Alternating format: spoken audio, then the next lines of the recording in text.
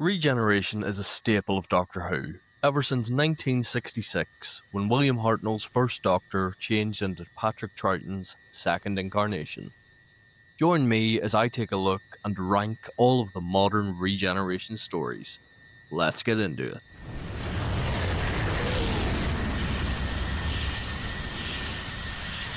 Coming in last place at number 7, it's the 15th Doctor, Ncuti Gatwa to Billy Piper in The Reality War. In an era mired in rushed storytelling and poor character development, the ending to the 15th Doctor's era isn't any different. In what was clearly a last minute change, no matter how the BBC spin it, the regeneration of the 15th Doctor really doesn't make me feel anything. If anything, I was more just glad that we would finally be moving on from such an overall meh Doctor. The fact this wasn't originally supposed to be a regeneration story is clear, and the result of the regeneration is more annoying than the actual sudden regeneration. This regeneration was not an absolute joy. In 6th place, we have the 13th Doctor's regeneration, Jodie Whittaker to David Tennant in The Power of the Doctor. Overall, I think this episode is great fun. It suffers from the usual writing flaws the Chibnall era was full of, but overall, the episode is decent. What knocks this episode down for me is that for a large portion of it, we lose the Doctor in her final episode. I feel like if there's one thing you should not do in a final episode for a Doctor, it is have them be replaced halfway through. I will also say that the regeneration itself in this episode looks gorgeous, and the final shot before David Tennant appears is truly gorgeous looking Doctor Who. At number 5, we have the 14th Doctor's regeneration, David Tennant to Ncuti Gatwa in The Giggle. I wasn't even sure I could include this regeneration in this ranking. After all, the 14th Doctor didn't regenerate, he bi-generated. But regardless of what we call it, one actor left and another came in. As an overall episode, I enjoy The Giggle. I think it's a fun romp and the Toymaker is a fun villain. When it first aired, I even enjoyed the bi-generation, as it was something new and unique for the show.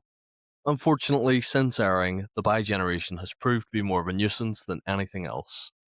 And it seems like it was only done so that David Tennant could be on standby in case he was ever needed again.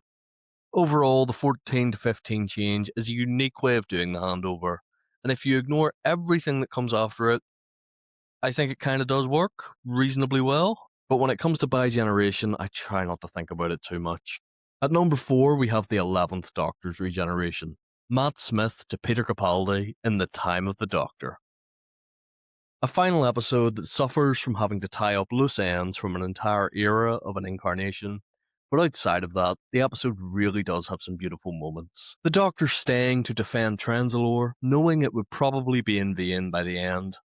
His protection of Clara by sending her away, and of course his beautiful final scene with one of the nicest regeneration monologues I think the show has had.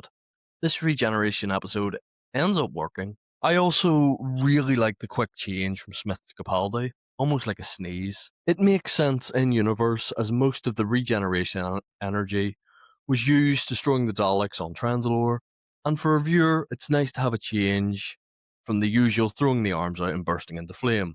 It also narratively throws the fans into the next Doctor being a big departure from what we were used to at that point in time, with a much older face taking over from the 11th Doctor's young face.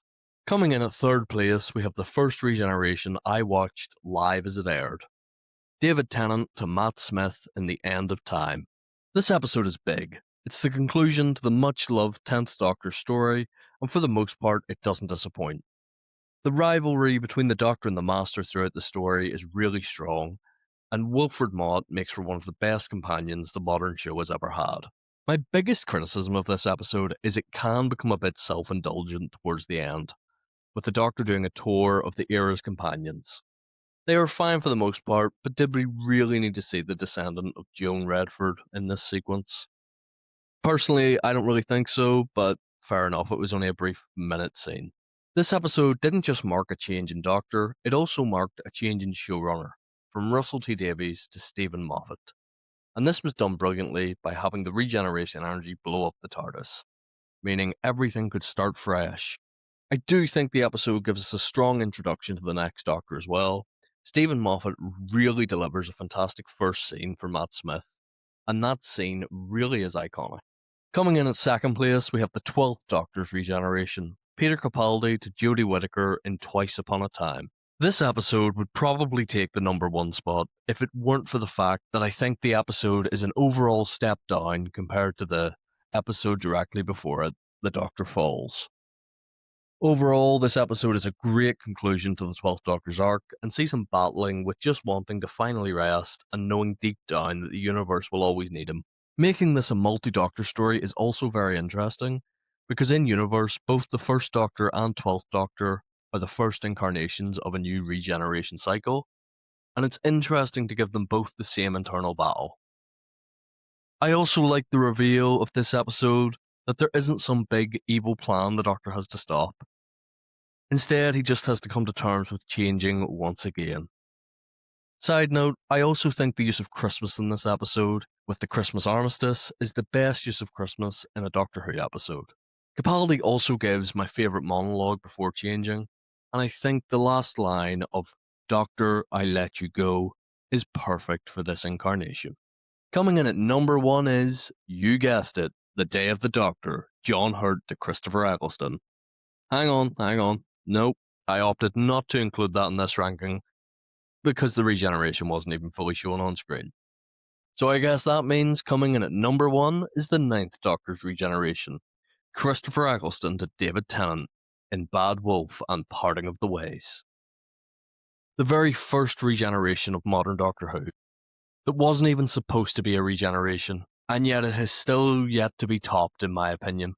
This final story is perfect. From the Doctor being forced to wrestle with the choice of destroying the Daleks with the Delta Wave, but in doing so destroying humanity on Earth, to the people of the game station banding together to fight an unwinnable war against the Daleks. This episode really does make the Daleks feel like a threat, and the reveal of the Bad Wolf story arc conclusion really works. I can't find anything to really complain about with this one, which is why, in my opinion, is the best modern Doctor Who regeneration episode. It really is amazing how both the bottom and top of this list are both episodes that weren't originally meant to be regeneration stories, and it really kind of does highlight the decline of Doctor Who in recent years. Thank you so much for watching this video. Please remember to like and subscribe if you enjoyed it, and maybe even check out some of my other videos. I've been Nathaniel, and I'll see you in the Vortex.